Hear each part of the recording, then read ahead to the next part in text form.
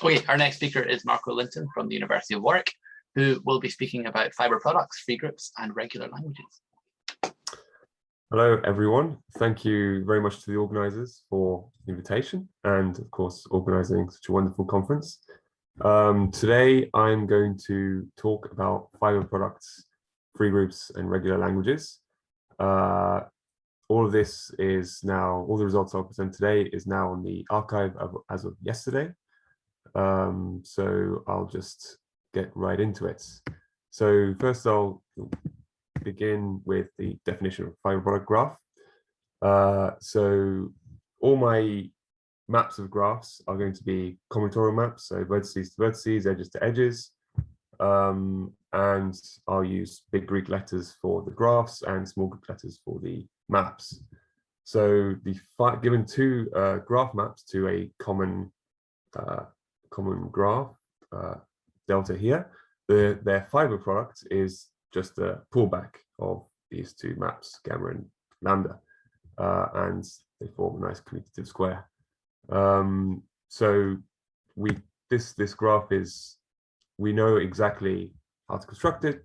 The explicit vertex sets are given by products of vertices in gamma and lambda, such that their images under gamma and lambda agree, and similarly for the edge sets. So we can compute this graph quite easily. Okay, the obvious algorithm is quadratic time, so it's fairly good. But why do we care about this graph? Okay, so I'll give you two reasons. Well, sorry, before I give you any reasons, I'll give you an example. So here's my basic example. So delta is going to be this rows graph. So we've got two edges labeled A and B. And then we've got gamma and lambda, which have a B edge each, and lambda has 5 A edges and 4, and gamma has 4 A edges as well. So the Fibre product will have 5 times 4 A edges, so 20 A edges and 1 B edge. I'll leave it as an exercise to verify that this is indeed the shape it should take.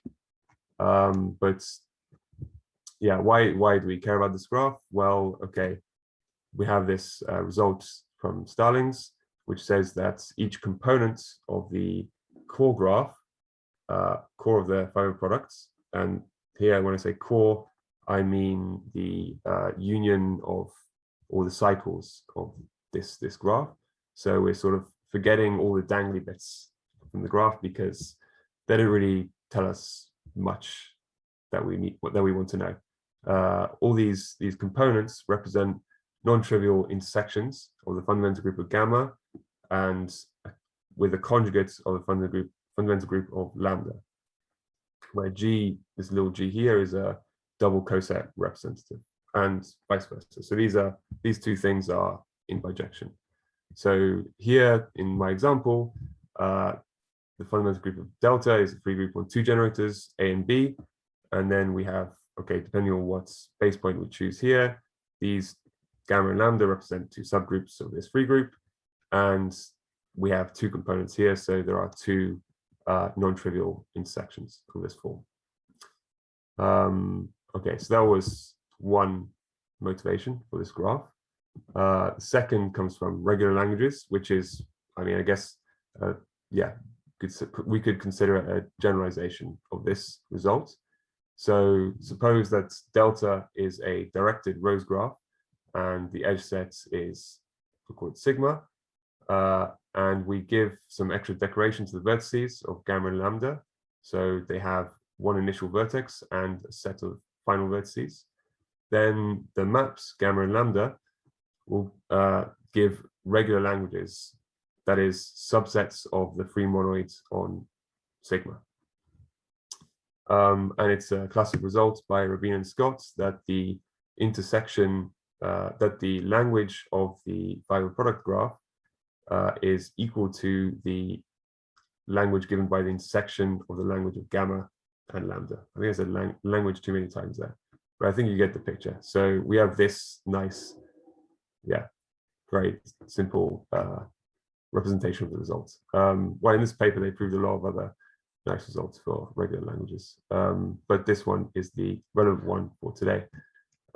So as a remark, I'd like to say that from now on, I'm going to assume that all my maps are immersions, so locally injective, but all the new results will also hold for deterministic finite state automata. Okay, so I'm going to be just talking about basically the angle of free groups, but pretty much everything also holds for regular languages. Okay, so the main I guess thing I'm going to be talking about, problem I'll be talking about today is sort of determining the, let's say, topological structure of the Fibre products graph and what sort of form it can take. That's the vague, very vague question. So first I'll say what we know. So okay, one topological invariance of spaces is the Euler characteristic. So what we knew, so mainly motivated by problems in group theory, so for free groups, there was the Neumann conjecture, which then was sort of worked on from the angle of graphs, and we have many other intermediate results before this, which I'm not mentioning, but there are lots. I just didn't have time to talk about everything. So, but the first one that is, well, okay, this is the one I chose to talk about anyway today. So Walter Neumann in '89 showed that the negative Euler characteristic of the core of the Fibre products is bounded above by 2 times the product of the negative Euler characteristics of gamma and lambda. And in this same paper, he also formulates the strengthened Neumann conjecture. That is that we can drop this 2 in this inequality. And so before then we had the Neumann conjecture, but the strengthened version essentially the components of the Fibre products. And this conjecture was open for a while, but 10 years ago, it was solved by Mineyev and independently Friedman. So in fact, yeah, they show that you can drop this too. Okay, so that's everything we know. And this is optimal because there are many examples where this is equality. So that concludes that part. But we might also want to similarly bound the first Betti number.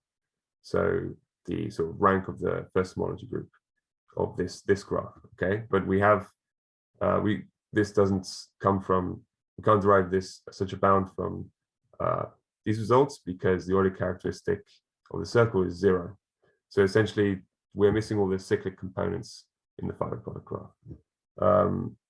However, this sort of bounds, well, okay, Walter Neumann showed that it was finite, but in this proof, it sort of depends on this bound depends on the generating set for the edge set of the graphs. And so even if you take sort of a simple example of like circles, let's say this is a degree n covering map, then the Fibre product graph is going to have n components. And this n is arbitrary, so it doesn't depend on the first Betti number of gamma or lambda. This is gamma, lambda, and delta. Okay, so there's a problem with this. However, all of these cycles here, they all are in the same homotopy class, free homotopy class. They're all the same thing, right? This is just identity map on each component. So this example is not very interesting. So in fact, Neumann then suggests that in fact, maybe probably possible to bound the number of free homotopy classes instead of this actual number of connected graph maps from this Fibre product graph into delta. I'm using his exact words here. That's why I put in inverted commas. probably can be so bounded, which seems a little bit vague, but what I interpret it to mean is that the number of free multiply classes of graph maps in here is bounded in terms of the first Betti number of delta and first Betti number of lambda. And as you might have guessed by my abstract or this page, that is exactly what I'm presenting today, what I've shown.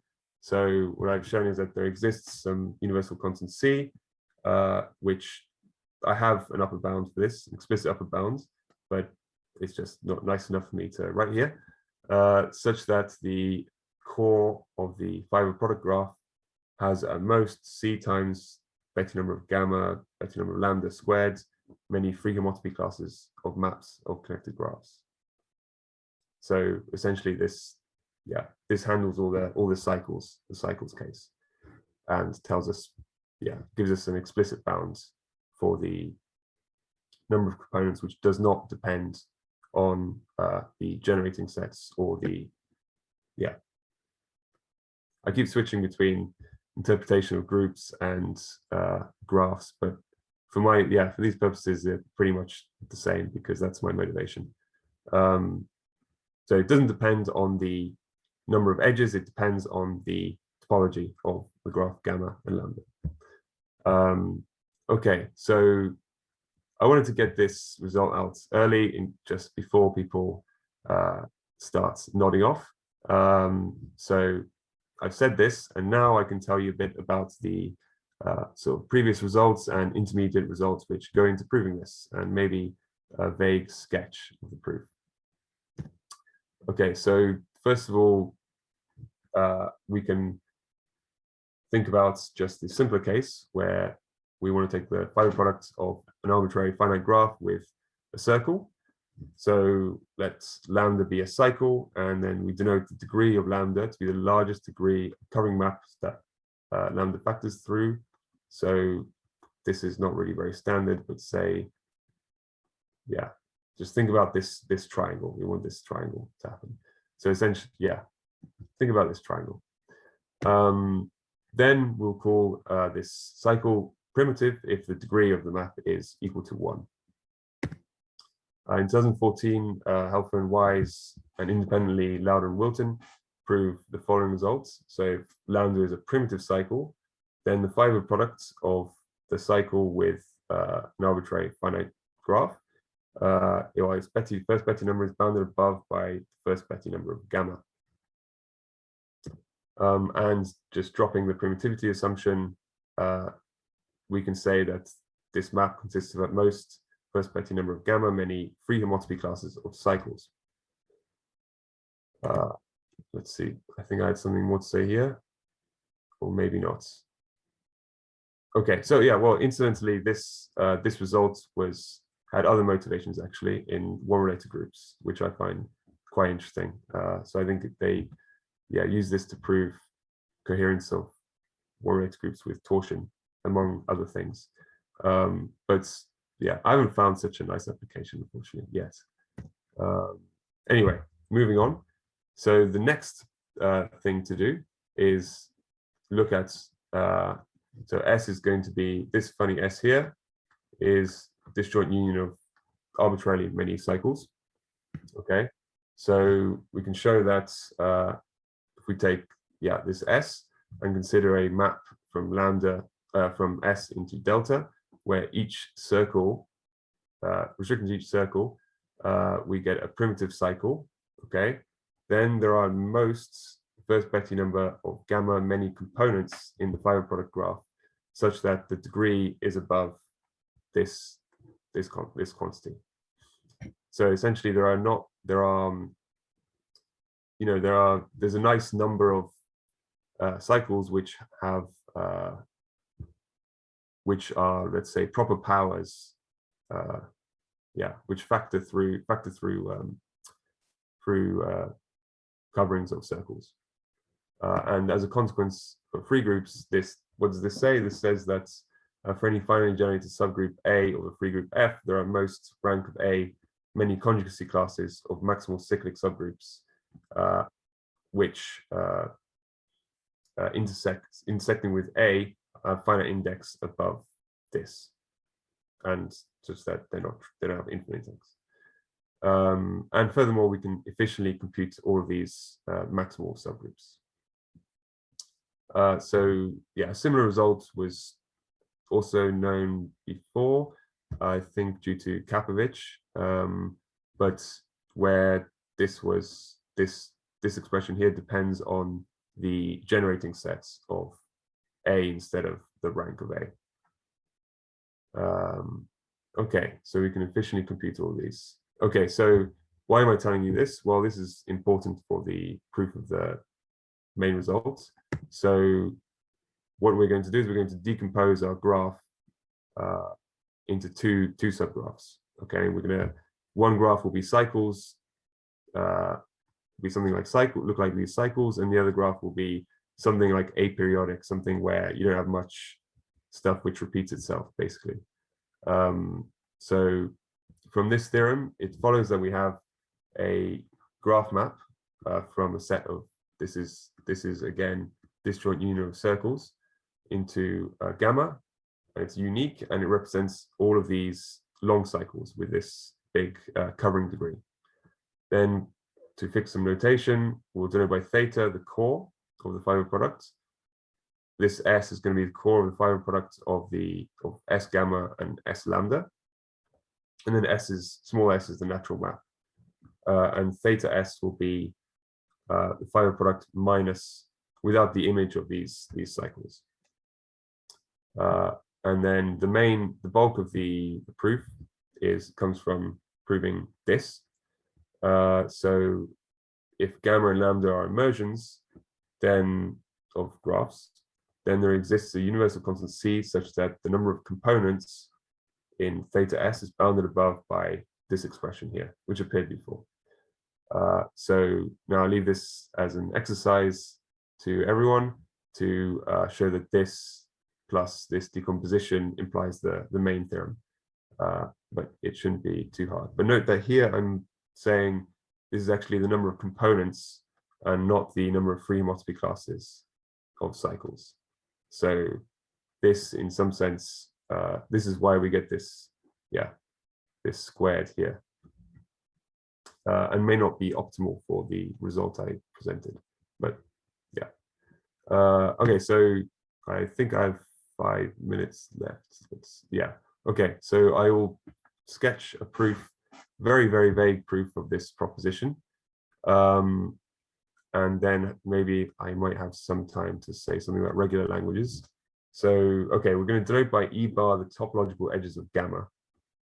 Okay, this is gamma, right? We've got these points here, which are branch points. And I'm going to say, okay, all the segments connecting all these branch points are these bar edges.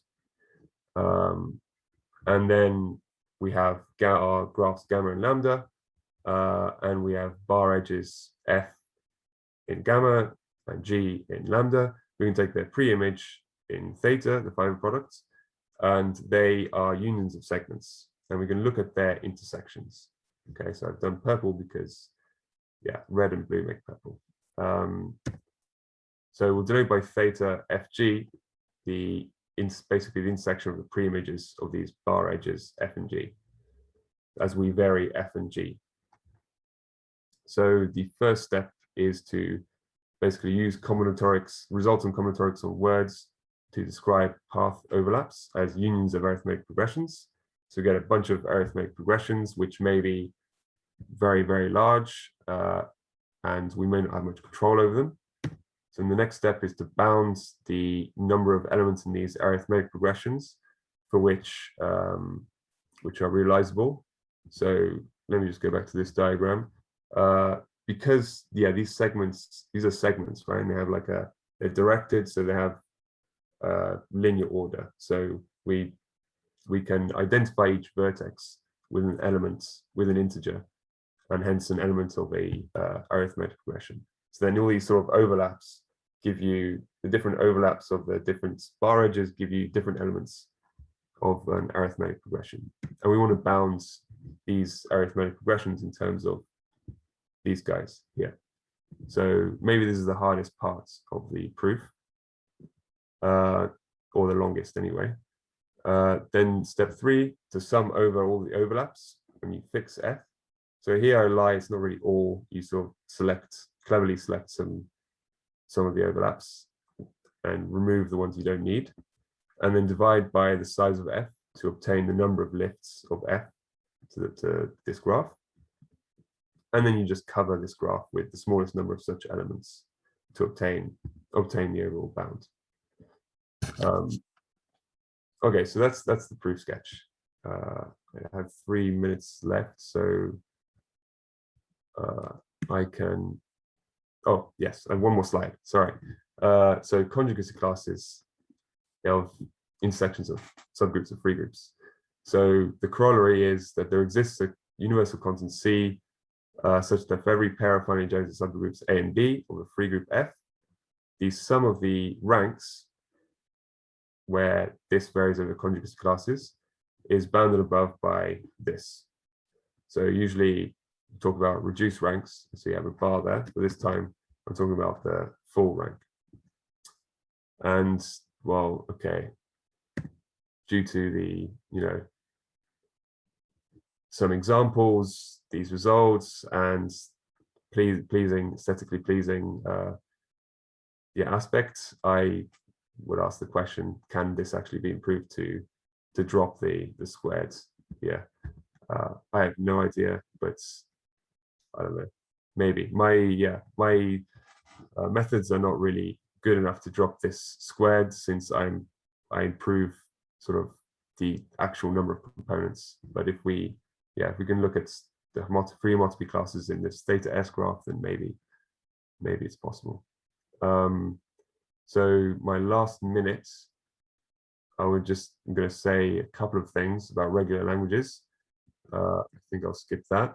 So I guess this also applies to free groups. We might be interested in computing the Fibre product graph if we have 2 regular languages and we want to know exactly what the intersection looks like. And as I said in the beginning, there's an obvious quadratic time algorithm to compute this. We just sort of construct the Fibre product graph. We have this very explicit construction. But this is, we might think that maybe we don't need all the edges, all the vertices, which often is the case. But there are these examples like finite sheeted covers which show that you do actually need, in the worst case, quadratic time, or quadratically many edges or vertices. So okay, we can't improve on quadratic time, but it's an open question whether we can decide if the non-emptiness of the 2 languages in sub-quadratic time, or something slightly better. And lots of people have done some work on this, and they've shown that if such an algorithm does exist, then there are some strong complexity class results which are implied. So if you can find subquadratic algorithm, then n space, so non-deterministic, n space is contained in d time 2 to the 1 minus epsilon n, and the strong exponential time hypothesis would be contradicted. The exponential time hypothesis is basically that 3-SAT can be solved in sub-exponential time, and that sort of implies p is not equal to np. But that's a very far, that's just some words I'm throwing at you. And the only known case that is known is where delta is a circle, in which case it can be decided in linear time. So using the same sort of proof structure, I can sort of extend this result to sort of any deterministic finite state automatas with fixed topology, let's say. So I've got 2 DFAs and an integer m, which is an upper bound for the first Betti number plus the number of boundary vertices. Okay. Then we can decide non-emptiness of these guys, of this, in big O of n times n time for some q. So if you think about 2 free subgroups, let's say of rank m, you always you fix M, then it should be done in linear time. And yeah, that's all I had to say. Thank you very much for listening.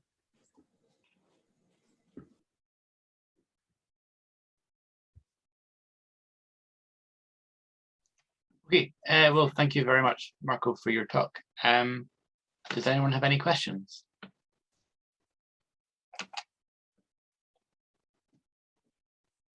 Well, so quickly, in your last slide, what is N? M? N. Oh, N, sorry, yes. N is just the input size. So in this case, it's the number of edges in the graphs. Oh, right, so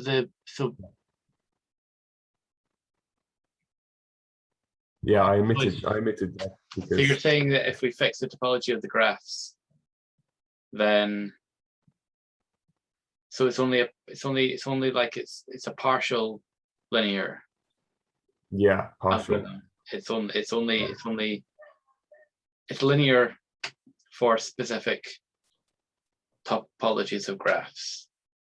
Yeah. So if we are interested in the non-emptiness of intersection of graphs with, some specified topologies, then it's linear in the input size. So for an example would be for rank M subgroups of a free group or something. Yeah. Okay. So if you fix the rank, then no matter how big the representation of your group is, it will be sort of linear time. Sure. And you can sort of compute the full intersection. You can actually compute the intersection, not just decide non-emptiness, but that's if you allow compression, if you allow your output to be compressed.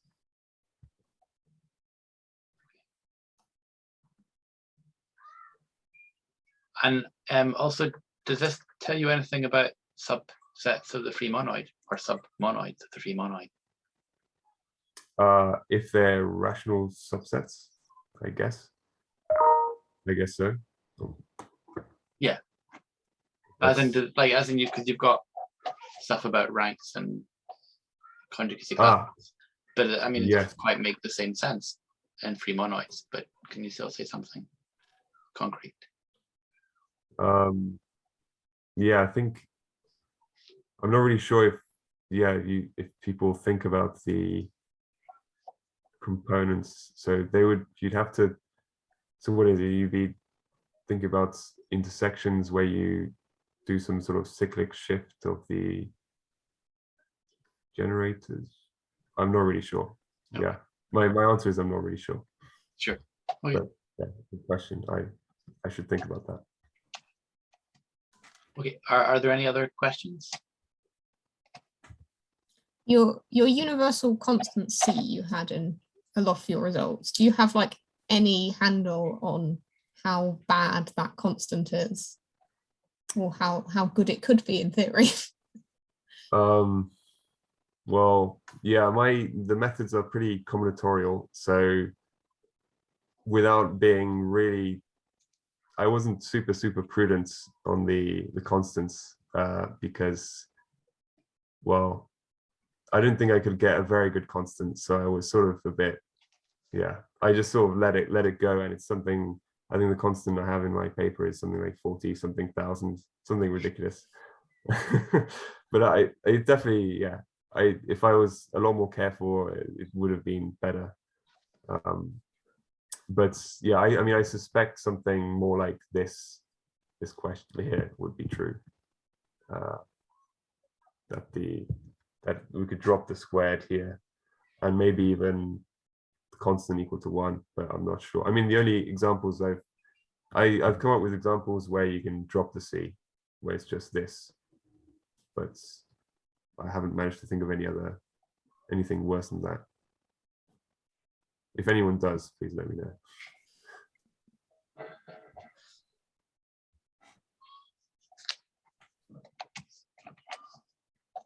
Okay, well, we should thank Marco again